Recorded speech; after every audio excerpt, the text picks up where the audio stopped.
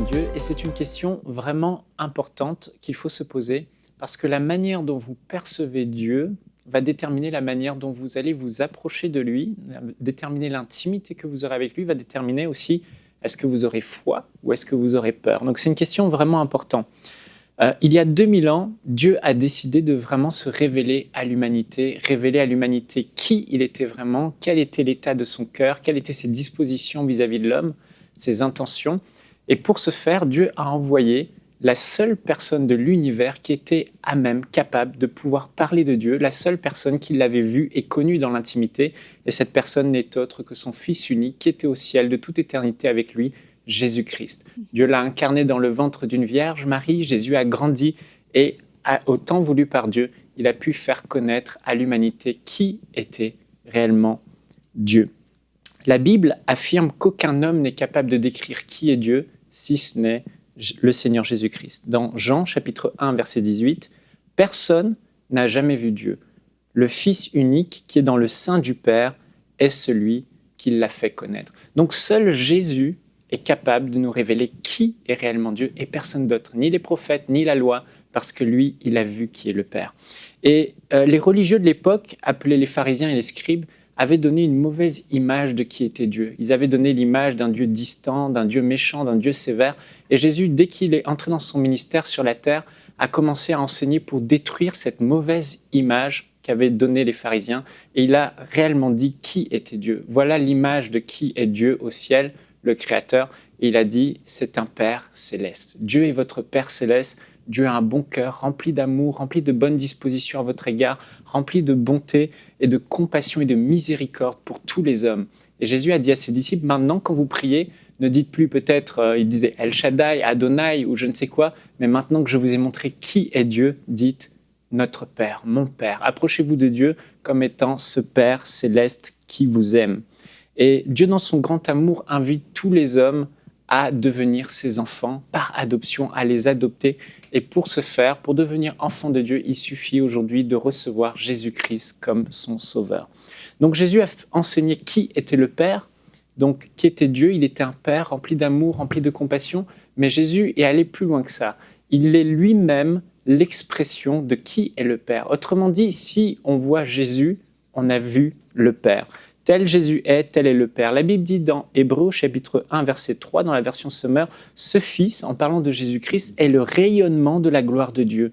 Il est l'expression parfaite de son être.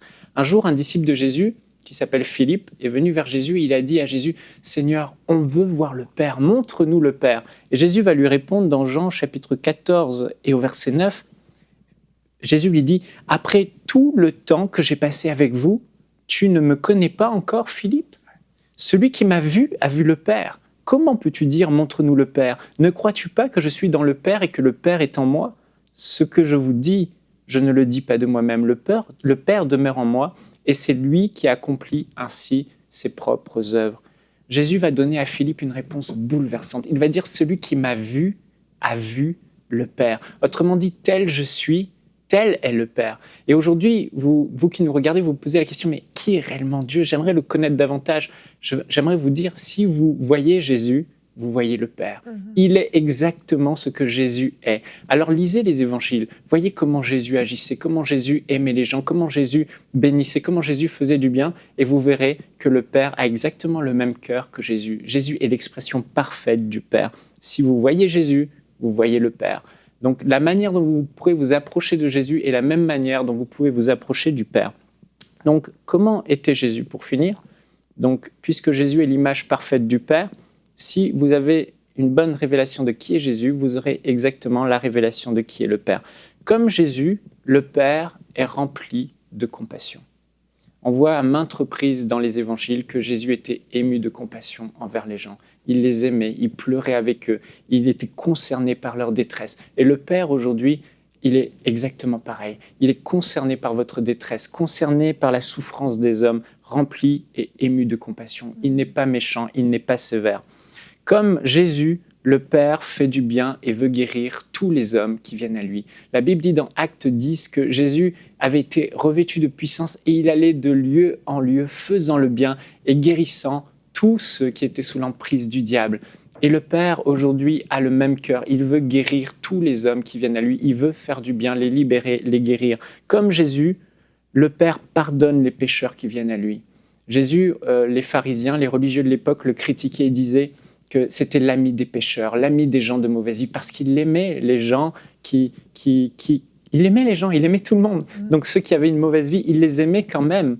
Et peut-être que votre vie aujourd'hui n'est pas parfaite, n'est pas pleinement en règle, mais soyez assurés, Jésus est l'ami des pécheurs, Jésus vous aime, et le Père a le même cœur que Jésus, donc le Père vous aime. Et j'aimerais, pour finir, vous dire que comme Jésus, le Père n'est sévère qu'envers ceux qui se moquent de lui. Dans les évangiles, on ne voit Jésus en colère qu'avec les pharisiens. Et les pharisiens étaient des personnes qui étaient hypocrites. Jésus leur a dit, vous êtes des hypocrites. Pas tous, mais la plupart d'entre eux. Ils prétendaient connaître Dieu, ils prétendaient connaître la vérité, mais en réalité, ils n'aimaient ni Dieu ni les hommes. Ils disaient aux hommes de faire des choses qu'ils ne faisaient pas eux-mêmes. Ils se moquaient ouvertement de Dieu et ils fermaient la porte de la révélation de qui était Dieu aux hommes. Ils étaient hypocrites. Et le Seigneur Jésus n'est sévère qu'envers les gens hypocrites, ce qui nous donne beaucoup d'assurance. Si on ne se moque pas de Dieu, on sait que Dieu nous aime, que Dieu est là pour nous. En conclusion, pour finir cette pensée, s'il fallait vous décrire en quelques mots qui est Dieu, je vous laisserai simplement sur le cœur 2 versets. 1 Jean 4,16, Dieu est amour. Et Romains 5,8, et Dieu prouve son amour envers nous, en ce que lorsque nous étions encore des pécheurs, Christ est mort pour nous. Alors aujourd'hui, soyez assurés de son amour pour vous. Le Dieu créateur est un Père céleste qui vous aime à l'image de Jésus et vous pouvez venir vers lui avec foi et assurance. Retrouvez la suite de ce programme dans l'émission Bonjour chez vous sur ENCI TV.